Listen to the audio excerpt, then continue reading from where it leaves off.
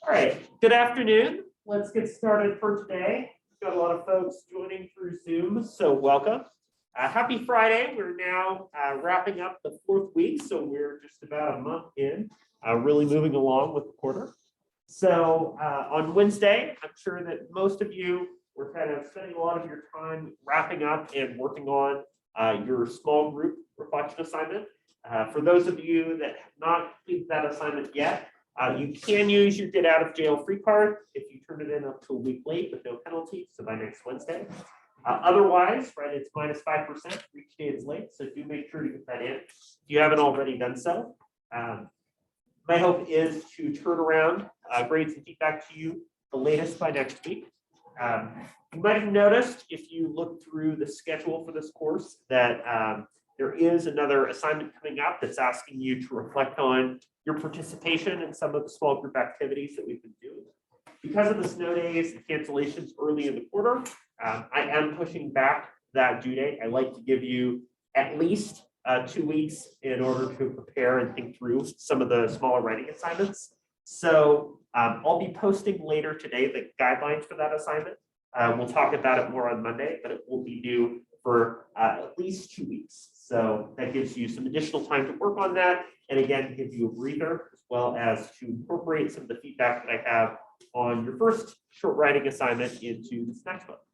So what I want to do then is to start today out by giving us the chance to share what we were able to put together for the group membership assignment.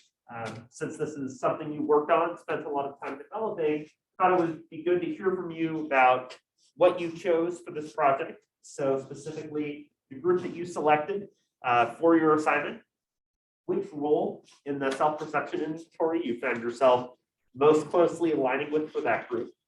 And then something that you learned about this group or your own communication by completing this activity. For instance, something about the way that you participate or listen in groups, or the way that the group members do or don't communicate effectively. So why don't we go ahead and start with folks on Zoom. So Alina, would you like to get us started?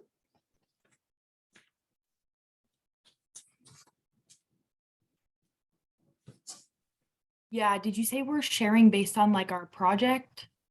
Yeah, so the group membership assignment that you did for Wednesday, just asking you to share what you learned through that process. I learned that based on like the small group that I had, it was only 3 people, so it was really small. That with small groups, there's a lot more intricate details, and that within like rules and stuff, there's like additional rules. So they may follow the rules of like a hierarchy, but then they have rules within their own smaller group. So I thought that's pretty interesting. Yeah, what was the group that you selected? Mine was a church group, so it was like food and fellowship. Okay, and then what was in the self-perception inventory, the role that you found yourself in? It was the hard worker, I believe. Okay. Yeah, so as you mentioned, right, the way that intricate details and sort of facts about the group come into play is definitely a major consideration. So thanks for bringing that to the table. Caleb, how about you? So the group that I selected was a group of people that I used to grapple with and do jujitsu with in Payette, Idaho. It was 8 to 10 people. I found my role in the Belbin self-perception inventory to be somewhat in between a plant and a specialist. Sure. And the only reason that it's kind of both is because after classes, the coaches and the higher belts would stay after and try to work on new technique. And I was always kind of there throwing in the creative ideas and stuff. And then the only reason I kind of put specialist is because prior to joining that jiu-jitsu gym, I had wrestled for 10 plus years. So I knew a lot about some grappling aspects that they didn't know. So I was useful there. And something I learned about the group through doing this activity was really how well we actually communicated with each other and got along. So yeah, that's great. I'm glad to hear it. Thank you. Josie. Yeah, so the group that I selected was my old soccer team. And so I focused on sort of like a smaller group within that group, if that makes sense. My role I put down as, let's see, where is it? A core coordinator, implementer, and a specialist, just because it was like a group of high school girls. And so I sort of took more of like a leadership role in a sense and more of an extroverted approach in decision making. And I learned just through studying like these technical terms of communication, it helped me to really process like the different things that we were doing that maybe we didn't even realize we were doing, like maybe oversharing and taking the topic point off of somebody and putting it on ourselves. And so just sort of thinking about little details like that you don't really realize what an impact it is, and it may not be directly said, but yeah, and then just taking that and moving forward and utilizing that knowledge in other groups, I think was pretty useful. Yeah, that's great. I'm glad to hear it. You know, like you mentioned, understanding some of the ways that people listen or don't in groups can be a really important skill to develop over time. Isabella? I chose my high school volleyball team, and then within it, I kind of like focused more on a group of senior girls that were in my class that like I was friends with since 5th grade.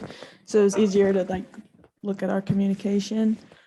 I kind of said I was kind of the implementer. I really liked watching like higher level volleyball and then bringing different plays and stuff into our like games and stuff.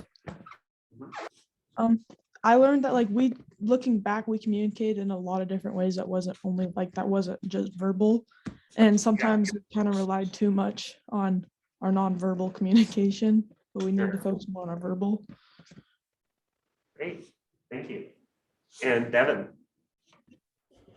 So the group I selected, I did my Boy Scout troop. So I was in Boy Scouts since like 1st grade to my junior year of high school. Started out something like I was kind of forced into, and then just kind of started to enjoy the experiences I was having. So I talked a lot about like since it is like a troop and whatnot, the troop is like run by like elected leaders, which is a very interesting thing to like discuss in this paper because like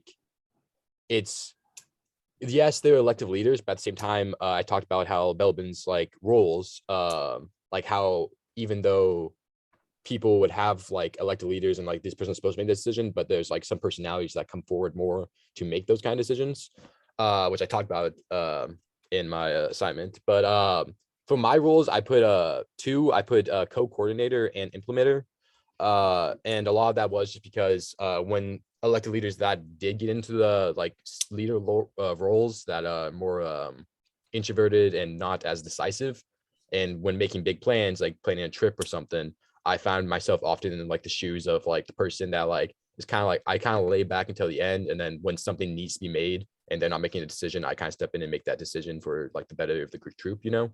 Yeah. So it was an interesting approach to it. I kind of had fun with the paper, so. Yeah, it sounds like it. Thanks so much for sharing. So let's hear from the folks that are here face to face. Inlet. Sorry. I did my wrestling team and kind of focus on like some of the people on the team. Uh-huh. And for the role, I said that I was a team worker, but then it also, like my role also changes when like people are also absent on the team. So then at times I can find myself being a co-coordinator. And then something that I learned while like reviewing and like looking through how we communicate with each other is that not every form of communication works best for everyone. Sure. Yeah, thank you for sharing. Continue to move through the front row.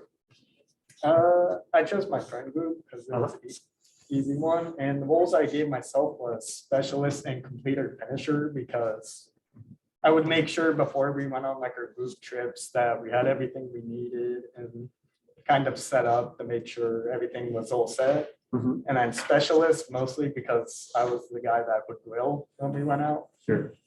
And then what I learned is kind of how groups start and slowly like end.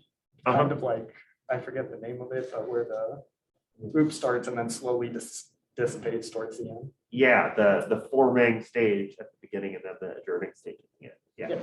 yeah, thanks for sure. Move on to the second row. I did the women's basketball team here at Eastern. Uh-huh. And then my role was, I did a specialist just because this is my first year here and I'm a transfer, so I've already been on a college team before. Gotcha. And so I just brought a new perspective into that. And something I learned was just when really thinking about our group's communication, like looking at the weaknesses where I can improve, like communicating to the group and where like our team as a whole could. Yeah, thank you. Kiki? Yeah, so I did my friend group, which I have like 5 of us. Uh-huh. And the role I chose was one of them I said it was core coordinator. It's like there's no like really leader in the friend group, Mhm. but I definitely seem to be the one who has to like make decisions for the group since everyone else is like gets just kind of quiet and sucks at making decisions.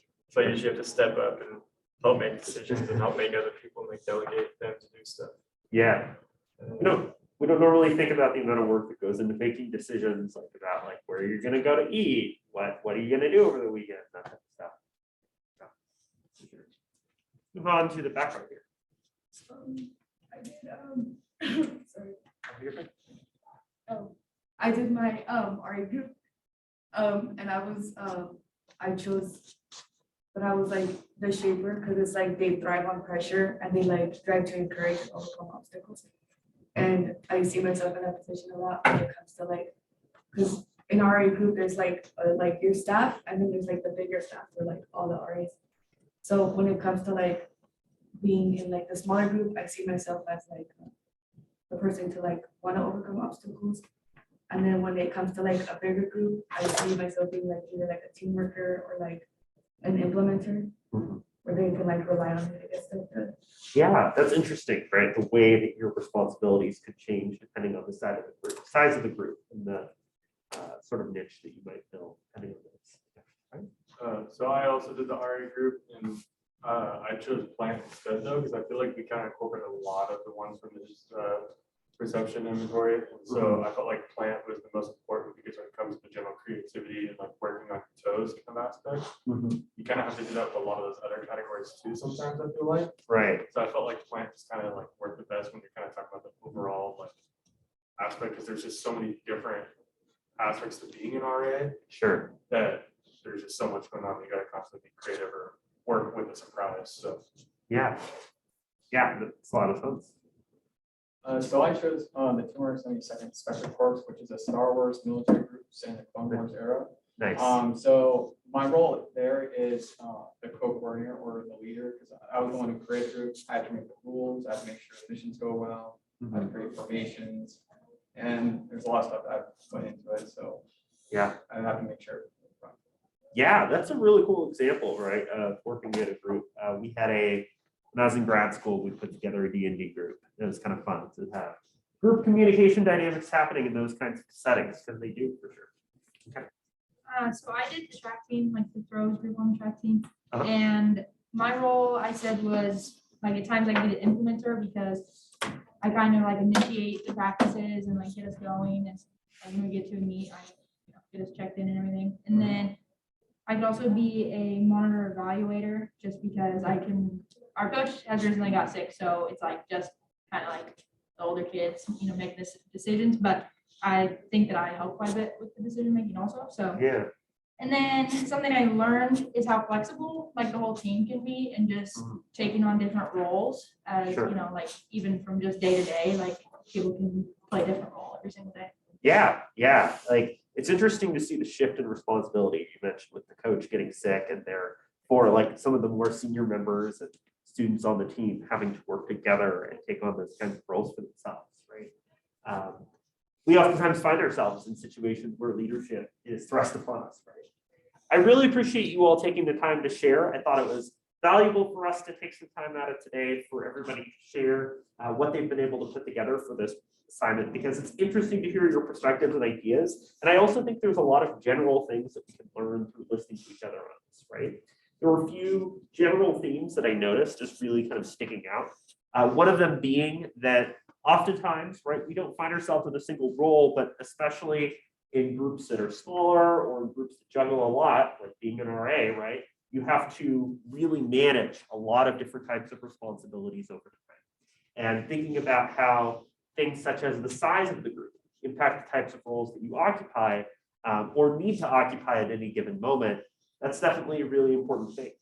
A lot of folks mentioned as well, including a couple people on Zoom, like Lena, right, that the way that we participate and communicate in groups is oftentimes a lot more complicated than we give it credit for, right? If you think about all the different types of relationships that happen in being involved in a group, joining the group, having senior members, having particular roles and tasks that people do, right? It's not something we think about a whole lot. We take it for granted, but when we really start to break down all the communication that has to occur in those groups, there's really a lot there. And I also like the way that you all brought in discussions of specialization too, right? Coming in as a transfer student, but coming in as somebody that in their first year has particular expertise, or feeling like you occupy a unique role in the group, or being somebody that just tries to smooth over or work within the group without as defined of a role, right? Is something that we find ourselves in a lot too. So really interesting observations here about how some of the components of small group communication can be seen in the groups that you're a part of. So this is a really good starting point. And later in the quarter, I'm going to be asking you to go outside of your comfort zone a little bit and then do, as one of your last assignments in the class, an observation of a group that you're not a part of, right? To get more of an outsider perspective about how other groups communicate and work together. So again, thanks for sharing. So on Wednesday, we were talking a little bit more about culture, right? And some of the ways that culture impacts communication. Specifically, thinking about how culture passes down certain trends, behaviors, and traditions over time. We also talked a bit about theories, including URT, or uncertainty reduction theory. Again, this is the stranger danger theory. It helps us understand that we use communication to gather information and to make our relationships with other people more predictable. We also discussed different ways to measure and think about culture in terms of time, power distance, and so on. Not by saying that one culture is better than another, but by saying there's a lot of key differences in how cultures communicate. Right? The idea of passing the torch, if you're involved in a team or group, right? Having somebody that becomes the new leader or organizer of the group is a really key role for things like the long-term longevity of the group. When I was in high school, we were part of a group called the Guild that played Super Smash Brothers all the time at lunch. And I was a sophomore, and the senior running the group was leaving. And so we did like a game tournament to determine who the next leader was. And that was kind of fun. So it's an example, right, of some of the fun ways that we try to incorporate the longevity of different groups. Some of the challenges, right, that we've talked about in rituals, patterns, behavior can involve groups potentially getting stuck in ruts and not feeling like they're able to incorporate new ideas, right? Oftentimes bringing in new members is a way that we add new life, new ideas to a group. URT, again, the stranger danger theory gets at the idea that when we communicate with other people, especially if we've joined a group for the first time or we have a new person joining our group, right? we feel a lot of uncertainty toward that person. We try to gather information and figure out who they are. And that the more we know and learn about other people, the more comfortable we feel around them, right? And the more one-sided our communication can become too. So this is a useful way of thinking about how we deal with challenges in getting to know and relating to other people in groups. We explored that a little bit with last class's activity, where it was Luis joining the hiking group and trying to figure out how to relate to everybody there.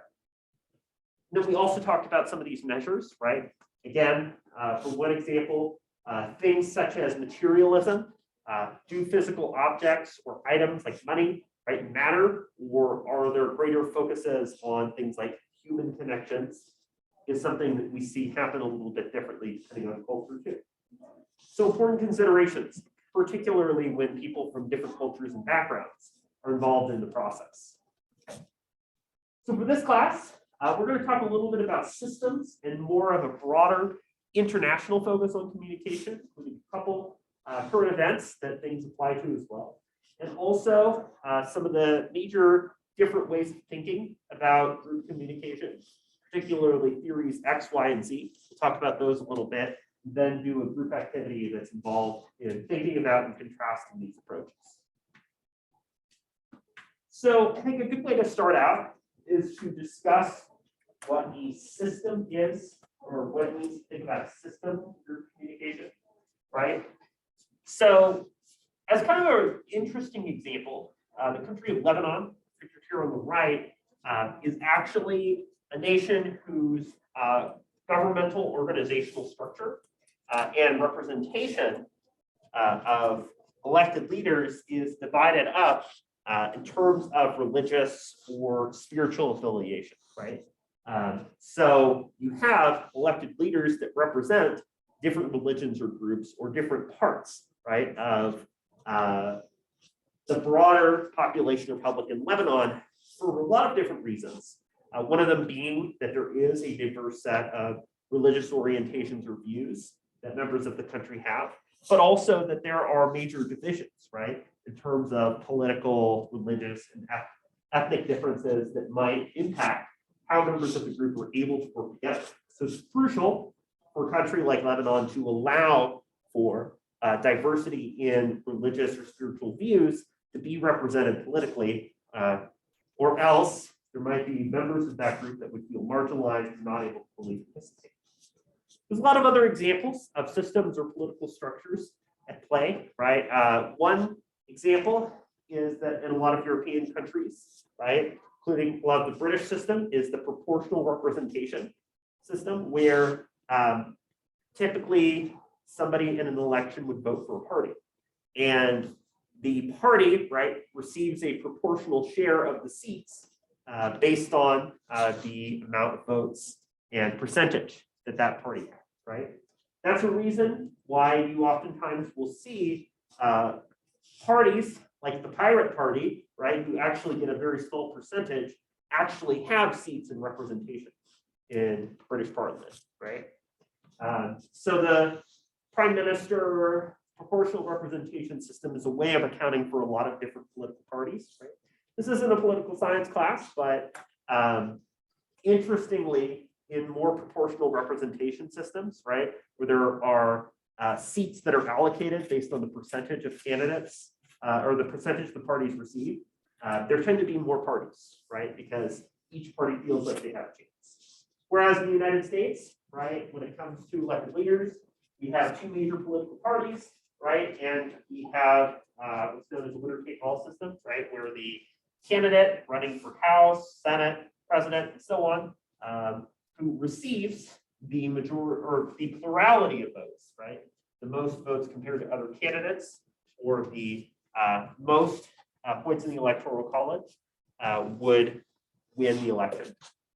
And under that system, right, it's a very different way of looking at political relationships. It incentivizes two parties, right, and it means that our political representation looks different across those lines. So I've mentioned some of these examples of political structure and organization, right, because these are examples of different systems that reflect different values and beliefs, right? A lot of the way the United States has implemented its system of political representation obviously goes back to Bill of Rights, Constitution, and that type of approach. Of course, we've seen amendments and changes to that over time. Senators, for example, were not originally elected by the people, right? So that's one example of some of the ways that these have changed over time. And again, in countries such as Lebanon, the cultural values, the concerns, the religious and ethnic differences inspire its organizational system. So I think that's a useful way of framing how we think about international or intercultural communication, right? That the organization's leadership, its structure, its physical organization is in many ways implicated by the cultural dynamics, populations, and representations going on within them. So this gets at the idea of international communication, right? And by international communication, we mean communication that happens between, right, rather than within nations.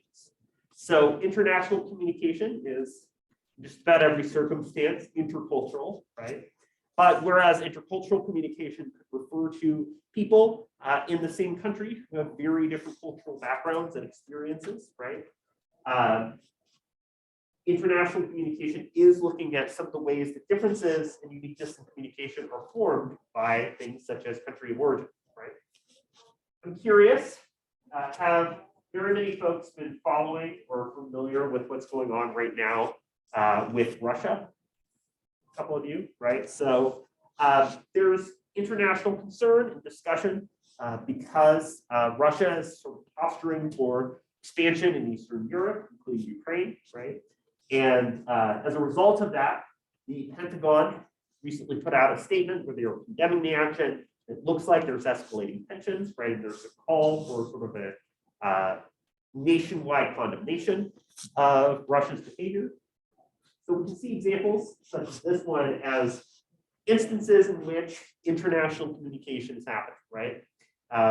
In order to understand what the heck is going on, we have to place into context the United States, its relationship to Russia, considering things such as the Cold War, the New START Treaty, which was created in an effort to reduce the proliferation of nuclear weapons, and a lot more recent concerns and tensions surrounding the relations between the two countries. Russia's own regional interests, including things such as oil, right, and its motivations toward things such as expansion, and other regional powers, including members of the European Union, that are implicated by this process, right? Again, we're not an IR political science class, but it is useful to think about how tensions like this one would shape the way that communication between these two nations is happening, right? Where a lot of the tension and very strict and kind of harsh language is thinking about that context and those differences in mind. To give you a lighter example, as I mentioned before, if you're an international student who's visiting another country, right, or you're an international student who's come here to EOU, there's a good chance there's a lot of culture shock and cultural differences to adjust to. For instance, right, going to a restaurant and realizing that it's not customary to tip is a really major cultural difference that's going to shape how you communicate with members of that culture. So international communication is an important way to think about things like current events. International organization, right? So again, this isn't a political science or civics type of course, but there's a good chance that you've seen some level of discussion about these different types of roles, things like a social studies course. So I'm not going to go over it in super big detail, but I do want to suggest some of the ways that it changes the ways that we think about small group communication. Obviously, in a more democratic system, there is what's known as like a majority rule, or the idea that the larger set of issues that group members have are voted on. Generally, we would lack any sort of centralized leadership, right? It's oftentimes in less formal structures like friend groups, right? A vote that allows for an equal share of representation. Centralized rule looks at something like a dictatorship, right? An individual who has a lot of the power or influence, depending on the amount of power that somebody like a coach or supervisor has, that might be more centralized rule, and then therefore shapes the participation and engagement you can have. Maybe you're somebody such as a team worker, not because you want to be, but because you're institutionally constrained by the limited amount of power that you might have, right? Anarchy would be a lack of centralized government. There's a lot of different models and ways that anarchy could look. but it does look like a lack of organized power in favor of maybe some sort of alternate mode of organization. I'm curious, does the United States have a right to privacy written in the Constitution? Yes or no? People seem a little unsure. So no, actually. The United States does not have that enumerated or written in the Constitution. And that's an example then of common law, right? A civil law would refer to a rule or guideline that's explicit, right? That's written out. If you look at something like the Bill of Rights and the amendments that we have to the US Constitution, right? Those are examples of civil law. Those are things that are written, that are clear.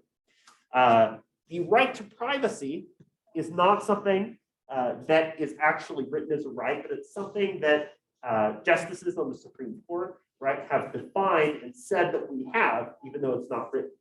So when precedent, right, or previous cases and rulings inform current ones, the right to privacy is not written, but it is something that's assumed or believed as a result of past. So that's an example of some of those differences, right, where civil versus common law is going to shape how a group behaves based on what information and laws are hard-coded and written for members to follow versus what's sort of implied or suggested based on the past. I'm also curious, is there anybody that has heard of this whole thing with Martin Shkreli? Heard that name before? So this was the fellow who was in charge of a major pharmaceutical company and is responsible for the cost of some crucial drugs in the United States, right, to skyrocket. For instance, skyrocketing insulin prices have been a really major concern. Insulin, of course, is crucial for folks who are diabetic, who need regular insulin in order to survive, right? And have to, at times, if it's too expensive, ration insulin, right?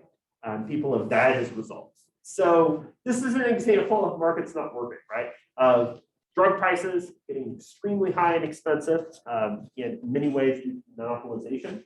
So Martin Shkreli was like very heavily condemned and actually, as I understand it, lost a lawsuit, now owes a significant amount of money as a result of price gouging for pharmaceuticals. That's an example of some of the problems that can happen in market systems, right? Pictured here on the top is actually a comparison between North and South Korea at night, right? So you might be familiar with the Korean War and some of the divisions between these two countries, right? Obviously, following that division, two countries went in extremely different directions in terms of the way that their government is organized or centralized, as well as their approach to trade, right? South Korea has approached a lot more free trade and active economic relations. North Korea is a lot more isolated and centralized in its approach. And you notice then, as a result of these differences at night, right, South Korea has a lot more going on at night in terms of businesses, lights being on, all that happening. Up here, right, it's a lot darker. And that shows us the contrast in some of the ways that different market systems have impacted these two countries. Okay? Economic systems and organization has created significant variation among cultures and among how these different types of groups relate to one another, right? So for instance, right, back when the Gangnam Style song was super popular in South Korea, right, that became a cultural phenomenon there, but I think there were points in North Korea where that was banned by comparison. So there's a lot of differences in how culture might advance or behave based on things like economic or governmental organization, right? So things like global trade, we've seen discussions about these in the context of free trade agreements, and other topics have raised a lot of discussion and potential disagreement too. But just to say that the role of economics and of market systems plays a really big role in how different nations might choose to interact with one another in very different ways. The last thing that I want to touch on before we do a little activity are some contrasting theories surrounding group behavior, specifically theories X, Y, and Z. So let's start by thinking about theory X. So for those of you that have taken courses with me before, like interpersonal communication, you've heard me talk about Maslow's hierarchy of needs, right? these different theories are ways of thinking about how people behave and why people behave the way that they do in groups, right? Theory X is what we might consider to be the most pessimistic of the three, right? Theory X basically says people in a group generally do not like to work, right? We've talked about that a little bit, and we've talked about the bystander effect and social loathing, that people, if they see that there are other people in the group that could do the work for them, are oftentimes going to let them, or be less likely to participate or volunteer themselves because they see somebody else picking up the slack. So what Theory X says is that we have these basic needs down here, right? Physiological needs of food and water and shelter, safety, feeling belonging, and so on, right? Those things at the very bottom are crucial. And as a result, we're only going to focus on on self-actualization, being the best version of ourselves that we can be if those baseline needs are met. In other words, we're not going to care about doing a really good job at the office, right? If we can't pay rent, or we can't do those basic things to survive. And therefore, no, we're not going to be motivated to do labor unless those needs are met, right? And one way to respond is through carrot or stick, right?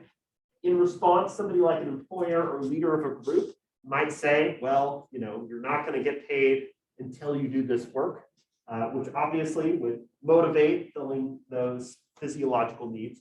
Or, right, an employer could say, hey, I'm going to offer you really good healthcare, I'm going to offer you stability and good relationships, and therefore motivate somebody to go up and maybe to pursue labor more specifically.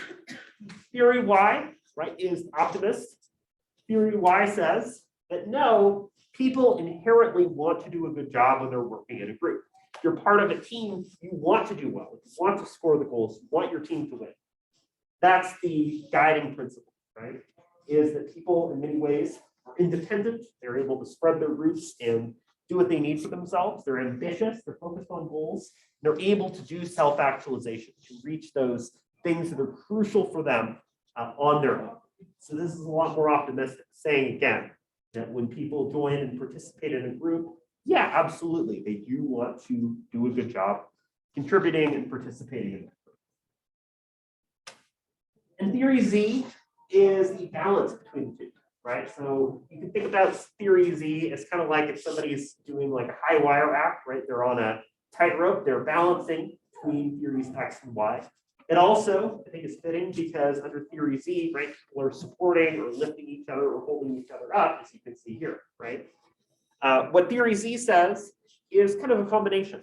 People can work and can participate and do well in a group. But in order to do that, they do need to feel reinforcement and belonging. They need to feel like they can understand and relate to other group members. They need to feel included. They need to feel like there's a good culture going on that facilitates the ability to work well. Again, these three theories are different in how they think about how people behave in a group. Either people don't want to and only do so when they have to. Either people really want to do a good job in a group, or somewhere in between. So what I want to do now, and some of the remaining time that we have for today, is to have a scenario in which you and your group members are starting a new small business. I had a couple of folks in my last class who were creating like a new Twilio shop, which I thought was kind of fun. So what I want you to do is I'm going to assign you into one of these three theories. And I'd like you to think about how this theory, X, Y, or Z, would impact the way that you would hire and treat your coworkers, right? Based on what this theory assumes, how would you be treating people? And then secondarily, how would you organize your small business to support diverse and international perspectives, including workers, right? And then lastly, be thinking about what would be necessary in order to create a good workplace culture. So focus on Zoom. I'm going to put you in a breakout room in just a second, but we'll have you all on Zoom focus on theory X. We'll do 1, 2, 3, and 4. Here, focus on theory Y. Then we'll have 1, 2, 3, and 4 on this side of the room, focus on theory Z. So again, have one person per group who can write or type. I'll get that breakout room started. It'll give you a bit of time to work on it.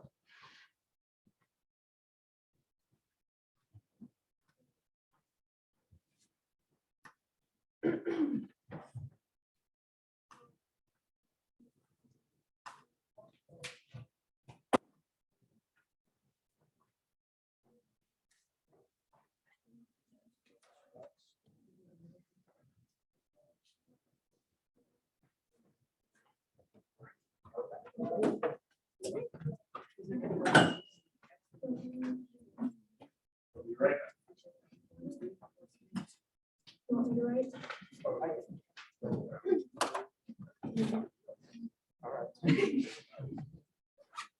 So we're on Y, right? Yeah. So. More business just has to figure out how. I would say like, sorry, doing training.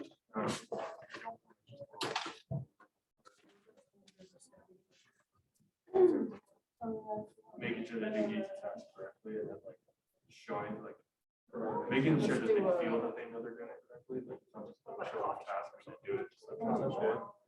Show them the task and they do it, like congratulate them, tell them good job. Exactly, yeah. I think it's a motivation, like, all right, I actually do pretty good. So. And then just making sure you're social and talking with those new people, so it's not like just one and off. Show up. Let them know that like, you might be the first day, but like, you can feel like they've been here a while. Making hiring easier, because then you think that people are gonna do that, not expect them to. Yeah. It's like stuff working. Yeah. That stuff. Are these like everyone else has name tags, like everything that name tag, or like, what is it, like lockers? Like that, make sure their stuff's like custom. Treat them well, So because they have like. they want to do a good job. And that's their. So you can be like, "Just wait, wait, no, you did a good job." I feel like hiring will give them like a job, like that's kind of specific. It says here that they do dishes, so that, you know, once they kind of I guess one thing easy. you can also do for your, coworkers is repetition. Mhm. Remember tasks to help them. So even if you like cut around or anything, then we're making sure they're doing their work instead of like, hey, Yeah. just run out of everything now. You're good at it. Yeah, it'd be really easy once you tell them once, then you just. I think for instance, like long, it make it really nice to also focus on, not necessarily drilling word in the Mhm. person all staff, but just about their life. That means it's like, Workers. they like feel more accepted if you're not just like drilling Give them words and then something they actually feel like you will to be do. different. They get the Make easiest sure it's like. one. an exchange, Yeah. It's not just you like. Yeah, you're not just pounding. them, yeah. Are small business, so they're pretty diverse. And actually some workers.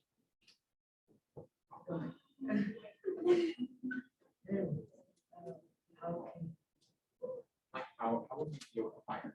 How are we going to find someone who has this work ethic, when they're getting going, but then This one, could you say, since they have issues, you could give them harder jobs. open and then put it on later on.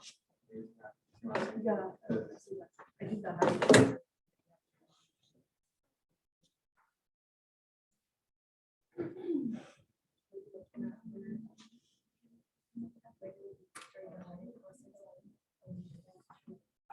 Yeah, Like, is that what you're saying? yeah. I would say. So making sure that interview. Well, just more diverse. I mean, maybe just. But I mean, obviously people maybe that are more diverse, they would fall into different, like jobs. You know, and maybe you can have someone who's you probably like. in this area that's really ambitious. Kind of like be the Yeah, manager it's almost, you know, just have like a. Organize it, like have an open communication.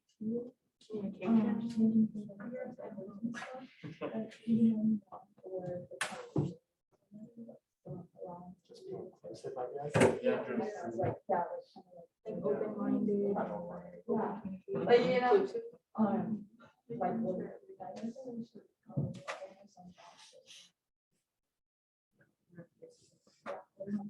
Like restaurants can't do like long nails or certain types of food. yeah.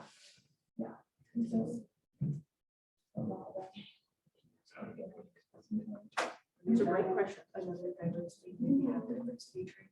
Really good communication. So give you a couple more minutes or so to work on this. It wasn't. I didn't use.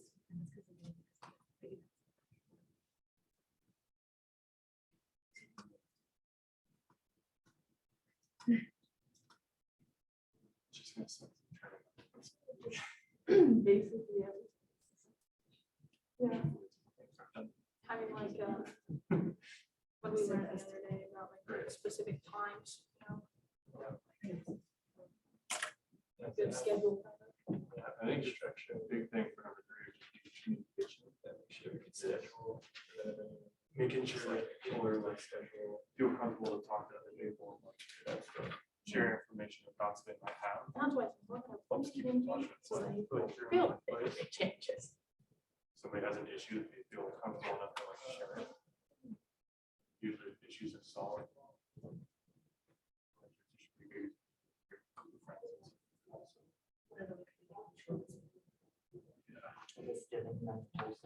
Yeah. On a coffee shop, without coffee. They may be self-directed, but they're not that self-directed. This girl being on her own.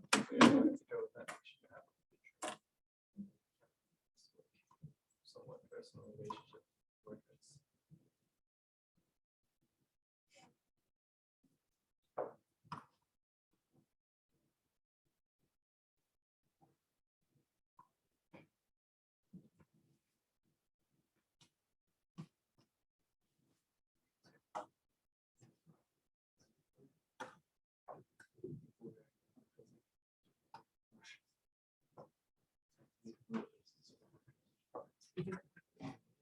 with this.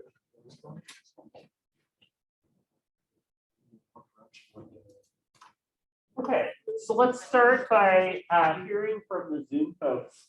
How did you all answer number 1 in terms of how the theory would impact the way that you would engage with coworkers? Basically we said that the interviewer would get very mad. They wouldn't want to hire the person because they're just not there to work. So yeah. Yeah, I mean, that's a straightforward way of thinking about that, right? That would be one approach. Another one would be that like a very self-interested style of interviewing, like, well, if I interview, then I have to get a bonus, something like that. So that could be sort of at the extreme there. So let's hear from the group over here. How did you all address the second question and how you could organize to support a diverse set of people? We said just being inclusive and heard, since everybody's ambitious, because it's group wide, we said, Sure. as long as we give them the tools we need and then just be accepting of everyone, it'll be perfectly fine. Yeah, right. So being inclusive can definitely play a really big role, right? Showing or gesturing toward support, right? In terms of how you represent and engage with members of the group can play a big role. One thing that came up in my last class that I think is a good thing to think about too is if you were part of a small business group like this one thing to think about would be like holidays that correspond to sort of different religious or spiritual perspectives, right? We think a lot about, we hear a lot of discussion in businesses and organizations to talk about things like Christmas or New Year's, right? You don't necessarily think about things such as Hanukkah or Kwanzaa quite as often when we're talking about holidays and events. So one thing that can also help toward creating an inclusive workplace is to be considerate of how people from different cultural backgrounds, right, could be celebrating or thinking about holidays or events of different things. And then let's hear from the group over here about a good workplace culture. What would be involved in doing that?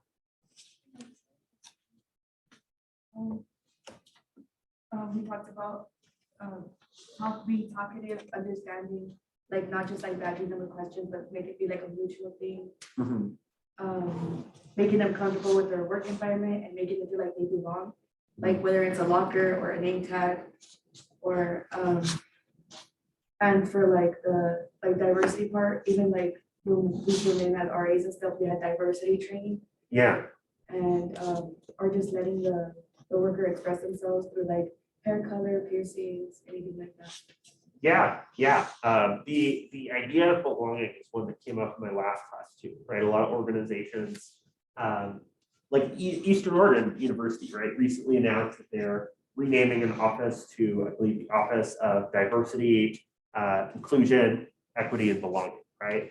Term belonging is an important idea in thinking about what it means to be included, to feel like you deserve to be here, which oftentimes has not been an experience for a lot of underrepresented backgrounds, right? And feeling like for many people, they have not felt included in the past. So that's an important thing to think about too, is creating sort of a culture of belonging or inclusion as part of groups. So I appreciate you all sharing. Again, these different perspectives and theories about group communication, I think are useful for us to think about assumptions and how people behave and act when they're in members of a group. And you might find yourself agreeing with one or more of them based on your own experience with groups too. So to wrap up for today, we talked a little bit about international systems and how they impact group organization. Some of the issues, international communication, again, engaging with people in different nations and perspectives. And then how these three different theories account for and assume how people behave in really different ways. So next week, we'll be talking about some of the ways that groups engage in problem solving and dealing with major issues that come up. So look forward to that. Have a great weekend. Make sure to pass forward or email me your group's work for today. And I look forward to seeing you again next week.